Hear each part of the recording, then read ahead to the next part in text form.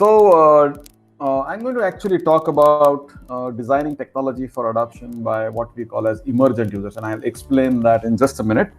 So if we rewind about 10, 11 years ago, then internet was already very popular. There were about 1.7 billion internet users in 2009, so about exactly 11 years ago.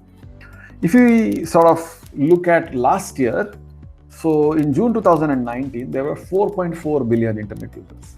Population of India in millions from 1991 till about current times and beyond. So some of this is projected population. Okay, this red line shows the number of mobile phones that we've had in the last 20 years. And then this green line shows the number of internet users in India.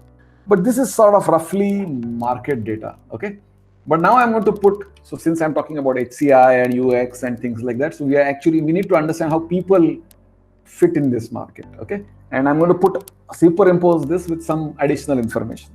So one important indicator of people is how well educated they are, okay? And now you can see the red line, the original mobile phone line, how it cuts through all these layers of education very, very easily. So it went through that very nicely and very easily.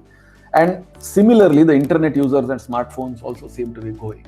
So the question is, how do these users, like it's just maybe another 2 years or 3 years that we will have more and more users who will be using these technologies, but they are not very educated, or they are definitely not. So I'll talk about what I mean. However, if you change the question and we ask the question, if you see flowers, press 1.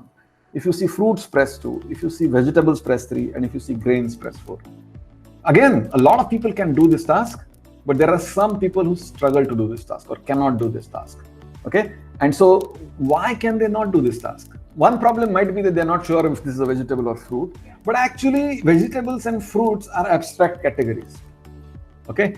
And in fact, we came back with a conclusion, which might seem a little odd to you, that there are no fruits in this world. There is nothing called as a fruit in this world. There are only bananas and apples and mangoes and pineapples and what have you. But there are nothing called as a fruit. There is nothing like an abstract thing. Fruit is an abstract category that we have created.